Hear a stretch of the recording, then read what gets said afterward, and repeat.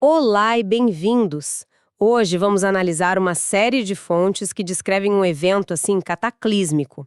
É uma história que começa com uma guerra bem localizada entre vampiros e escala de uma forma vertiginosa para uma ameaça apocalíptica global. Uhum. A gente está falando da Semana dos Pesadelos, um conflito que mistura, olha, magia ancestral, tecnologia de ponta, deuses demônios e até armas nucleares. É uma cadeia de eventos realmente impressionante. E a nossa missão aqui é desvendar como um conflito regional sai tão drasticamente de controle, sabe? Sim, E acaba arrastando praticamente todas as facções sobrenaturais do planeta para uma batalha pela própria existência da realidade. Vamos dissecar os gatilhos, os eventos que levaram ao despertar de uma criatura de poder quase divino. certo, vamos organizar essa linha do tempo então. Tudo começa no sul da Ásia. É uma guerra desesperada entre duas facções de vampiros que são. Radicalmente diferentes. Exato. De um lado a gente tem o clã Ravnus, que está sendo, assim, massacrado. Do outro, um grupo conhecido como Kuei-jin, ou vampiros do Oriente, que são descritos como imensamente mais poderosos. E essa diferença entre eles é o cerne de toda a questão. Os Kuei-jin não são vampiros no sentido ocidental como a gente conhece. Ah, não. Não. As fontes descrevem eles como almas humanas que, depois de morrer, foram para o inferno, um lugar que eles chamam de Reino de Jade, e de lá eles conseguiram lutar para voltar e reanimar os próprios corpos. Nossa, que diferente. Totalmente. Então eles têm uma missão muito clara.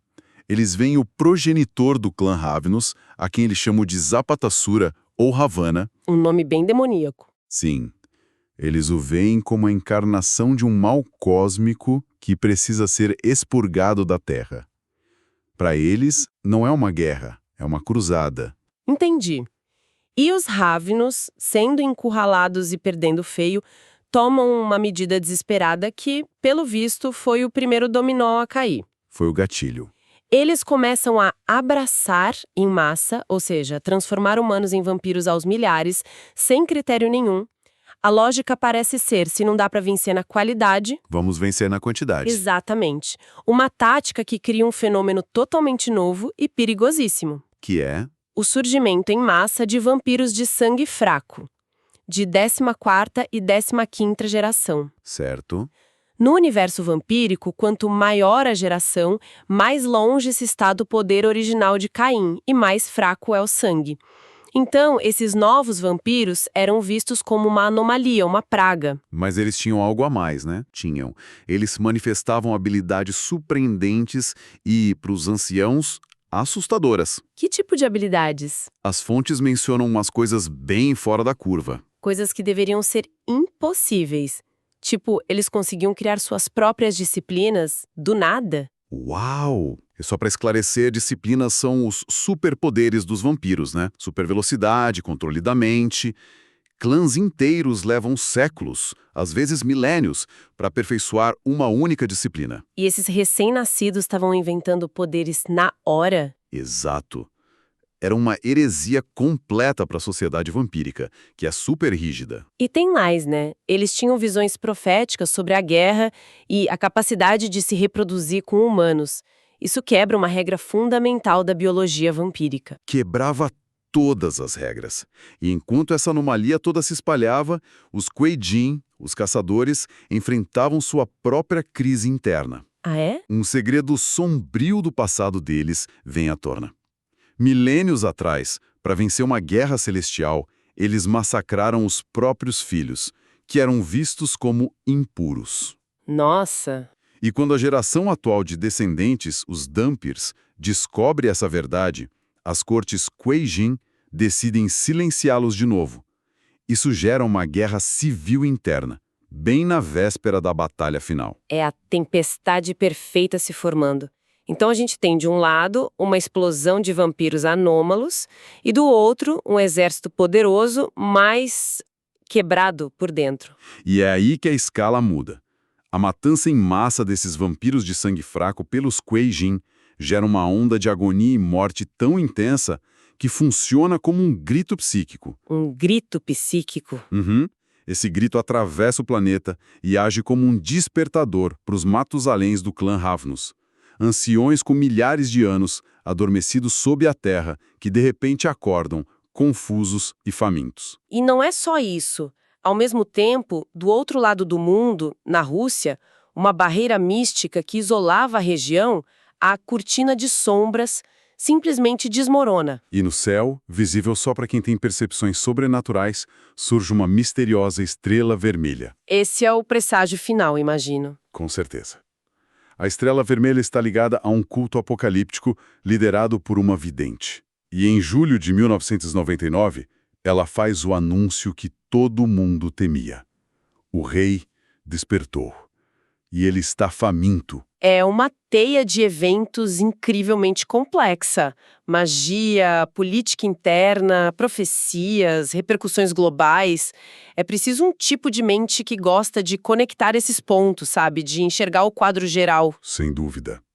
É uma habilidade de pensamento estratégico, de imersão. Curiosamente, essa capacidade de mergulhar em mundos complexos, de conectar pontos e pensar estrategicamente. Sim. É uma característica muito presente em quem gosta de RPG.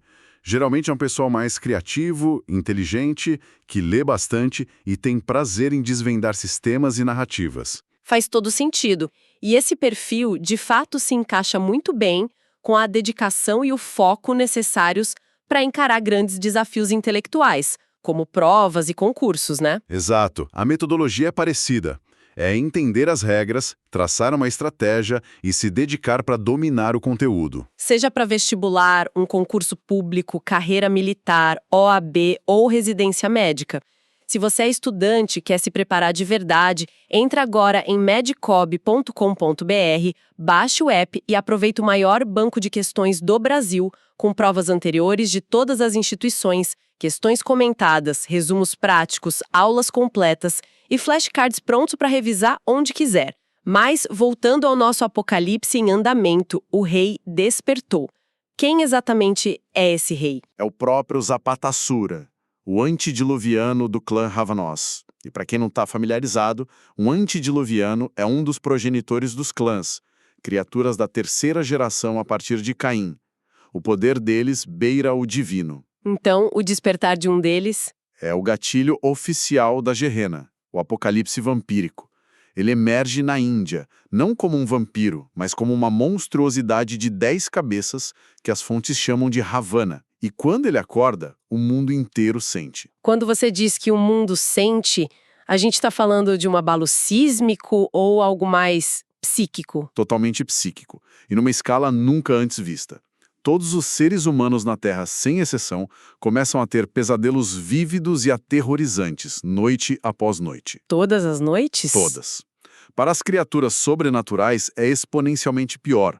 Para os changelings, as fadas, seus piores medos e pesadelos começam a se manifestar fisicamente no mundo real. Meu Deus! E o poder de criar ilusões, a marca registrada do clã Ravanos, sai completamente de controle em escala global. Ninguém mais podia confiar nos próprios olhos. Uma pandemia de alucinações. E piora, a barreira com o mundo espiritual, a Umbra, é enfraquecida. Isso permite que demônios de pesadelo, os piores tipos de espíritos, atravessem para o nosso mundo e comecem a possuir humanos vulneráveis. É o caos absoluto. A semana dos pesadelos. E imagino que todos os olhos se viraram para o epicentro, na Índia. O cenário da batalha final é Bangladesh, certo? Correto. Todos os lados convergem para lá. E não eram só os Koijin. Matilhas de lobisomens no mundo todo chegam porque, para eles, o antediluviano é uma encarnação pura do Worm, a força da corrupção que eles juraram destruir. Faz sentido. Magos poderosos também aparecem porque a simples presença de Ravana estava desfazendo a própria estrutura da realidade. Ninguém podia ficar de fora. Que entra um novo jogador, uma organização que até então estava mais nas sombras. A tecnocracia. As fontes descrevem eles como caçadores de monstros ultratecnológicos. Isso, quase como os homens de preto desse universo. A missão da tecnocracia é manter a humanidade segura e principalmente ignorante sobre o sobrenatural. Certo, manter a normalidade. Exato. Um monstro-deus de 10 cabeças lutando em plena luz do dia é, para eles, a maior quebra de sigilo da história. Era uma ameaça existencial, eles precisavam intervir. A batalha em si é descrita como um caos absoluto, e os Kuei-jin usam uma tática bem peculiar para lutar durante o dia. Peculiar é um eufemismo, é uma das imagens mais aterrorizantes das fontes. Para proteger o antediluviano do sol e permitir que a batalha continuasse, os magos Kuei-jin conjuraram um feitiço terrível. Que foi? Eles usaram os corpos dos milhares de mortos no campo de batalha para criar um vórtice literal de carne, ossos e sangue que girava no céu, bloqueando a luz do sol. Espera um pouco. Eles criaram um furacão de restos mortais para fazer sombra. Exatamente. A imagem disso é apocalíptica por si só. É nesse cenário que a tecnocracia ataca. Plano A. Um raio laser de um satélite orbital de altíssima potência. O raio atinge o vórtice de carne e é simplesmente absorvido. Falha total. Então eles vão para o plano B, que pelo visto é sempre a opção nuclear. E não é um ataque simples. As fontes descrevem 3 explosões de nível atômico acontecendo simultaneamente em planos diferentes da realidade. Como assim? Uma ogiva nuclear tática detona em Bangladesh, no plano físico. Ao mesmo tempo, uma bomba atômica espiritual é detonada no abismo, a fonte dos poderes de escuridão, e uma terceira explode no mundo dos mortos. É difícil até de conceber. Não é só uma guerra na Terra. É uma guerra contra a própria estrutura da realidade. Foi o ataque mais poderoso já concebido e desferido na história desse universo. E aí vem a grande reviravolta. Que é? As 3 bombas atômicas não matam o antediluviano. A poeira baixa, a fumaça se dissipa e ele simplesmente se levanta dos escombros. Ferido, mas vivo e furioso. Isso é aterrorizante. Depois de um ataque triplo nuclear interdimensional, o monstro ainda está de pé. Como é que você derrota algo assim? E essa é a questão fundamental que o evento expõe. A solução não estava na força bruta. A arrogância da tecnocracia, que acreditava que sua tecnologia resolveria tudo, encontrou seu limite. Mas as bombas tiveram algum efeito? Tiveram um efeito colateral crucial. Elas aniquilaram os magos Kuei-jin, que estavam mantendo o vórtex de carne. Uma das líderes deles, ao morrer, tem uma epifania final. A morte dela desfaz o feitiço. O vórtex se dissipa. E o céu se abre. O céu se abre. E o satélite da tecnocracia, que ainda estava em posição, dispara o raio de novo. Só que dessa vez não era uma arma. Era só um feixe concentrado de luz solar pura. Ah! O raio atingiu o antediluviano em cheio. E ele vira cinzas. Então a ironia final é que a maior arma da tecnocracia, a bomba, foi inútil. O que derrotou um deus foi a fraqueza mais fundamental de um vampiro comum. Exatamente. E esse é um tema central que as fontes exploram. A arrogância. O antediluviano era poderoso demais, mas foi sua própria natureza que o destruiu. A tecnocracia achou que podia resolver com tecnologia, mas só conseguiu por acidente, ao explorar uma fraqueza mística. Então, o que tudo isso significa no final? O monstro está morto, mas a que custo? Quais foram as consequências? Cataclísmicas. O grito de morte do antediluviano não foi sonoro, foi psíquico.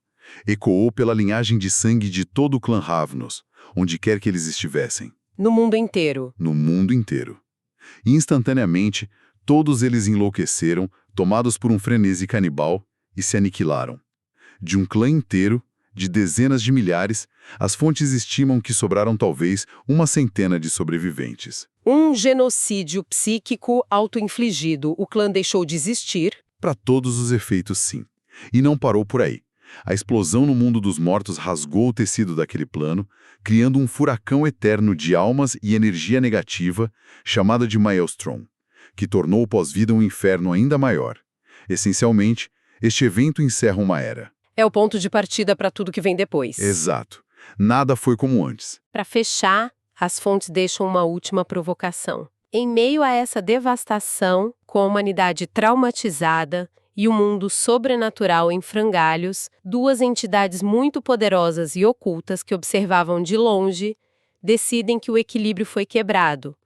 Elas começam a intervir diretamente, concedendo poderes a humanos comuns para que eles possam caçar e lutar contra os monstros. O que nos deixa com uma pergunta para refletir. Depois de uma guerra de proporções cósmicas para destruir um monstro, quem ou o que se levanta para assumir o seu lugar no vácuo de poder?